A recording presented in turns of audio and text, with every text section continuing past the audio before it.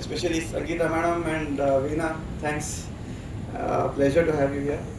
Uh, so, like at the outset, I thank Dr. Manjunath for providing me an opportunity at this auspicious event as such. So, I will be speaking about role of biomarkers in diabetic macular edema.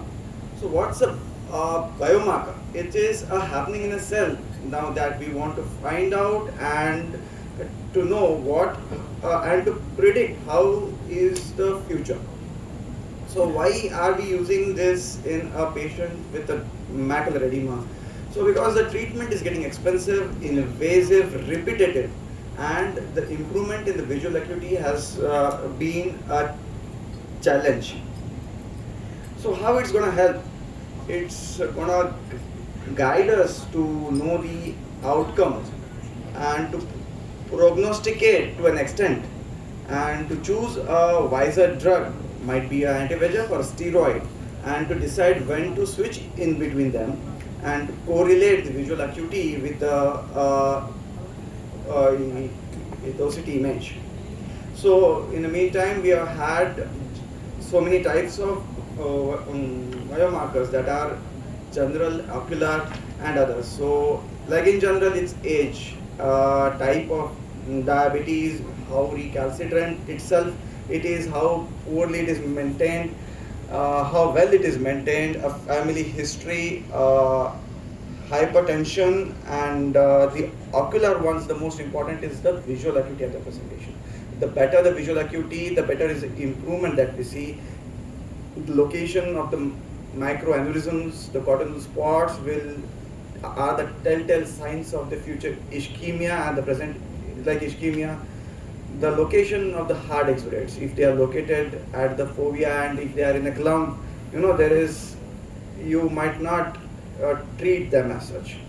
So in specific, I will be speaking about the imaging biomarkers. Since quite a time, since a decade, we have been talking about only two things, that is the central macular thickness, and the protocol A told us that even if the maculas are thick, the visual acuity can be good. So you cannot say that if the macula is thin, the visual acuity is fine or good. So it is a modest correlation in between the visual acuity and the central macular thickness. The protocol T, after so many years, the protocol like after protocol A, it also told that it's not an accurate predictor for the visual acuity. So we need more biomarkers. It is not the central macular thickness cannot be considered more important. Now what are those? To start with, we have disorganization of the retinal inner layers. So it is a lack of definition of the boundaries in between the ganglion, the plexiform, and the inner outer plexiform layers. So there is this, the diffuseness that you see here is the drill. So why is drill important? And because there is a lesser response to the anti-VEGF. So once you find a drill which is more than 100 microns at the fovea, and it is said that it's gonna drop the visual acuity by minimum 6 ETDRS letters. So drill is a very important indicator. Now that we see that it is gonna predict the likelihood of improvement or decline. We see drill in different phases of treatment. Now I am going to share a patient who received an injection of Pegenex. So bortezomib was injected looking at the quantum of the macular edema, and you see that we noted a drill.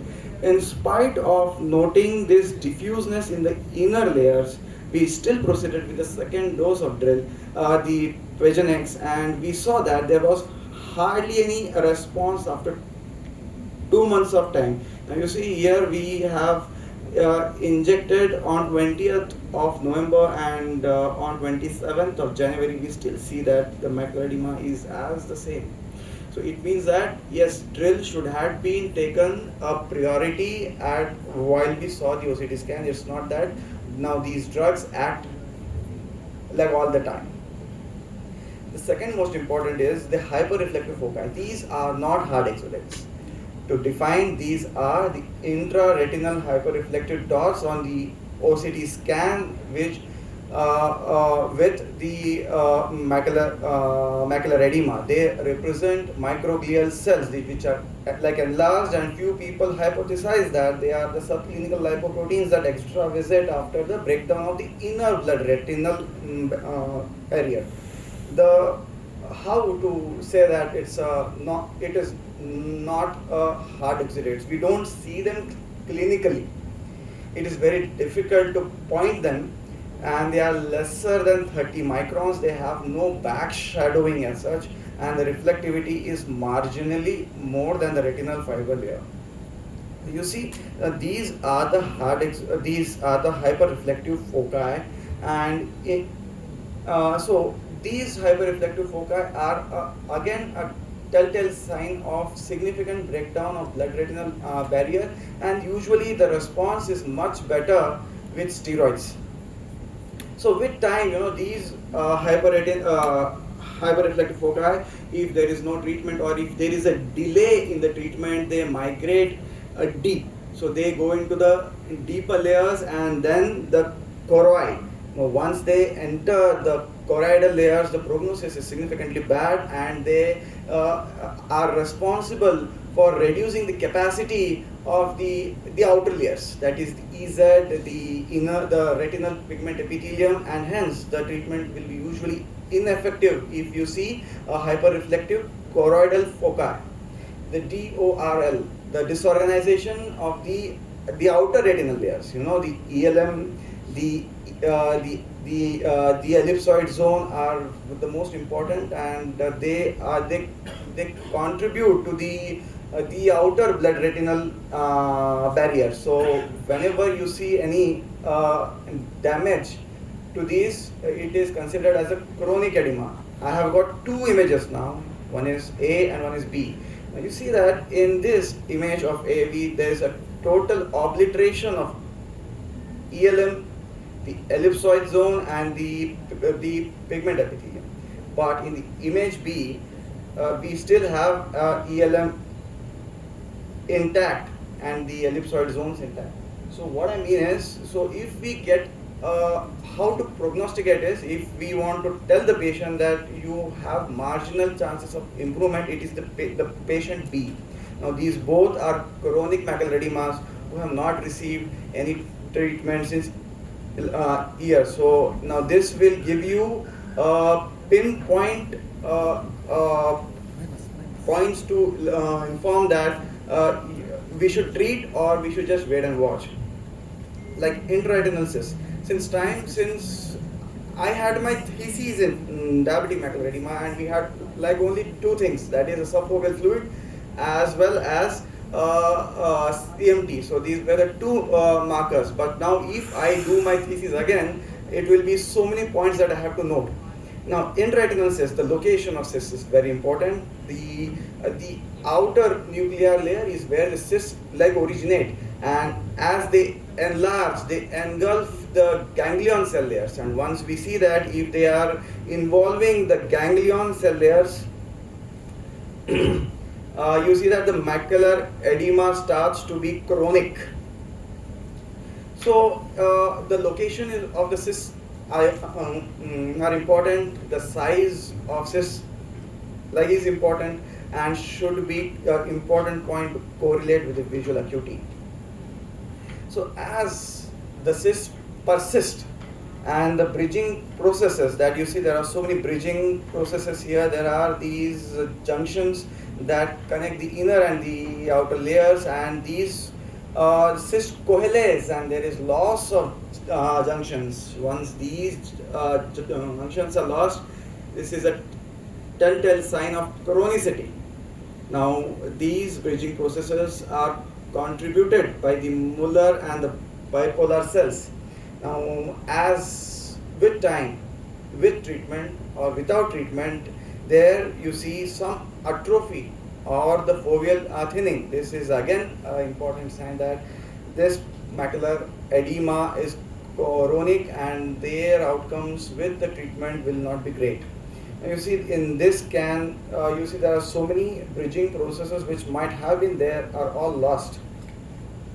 So, like I was just talking about a subfoveal fluid, and it itself is an important indicator of a systemic control.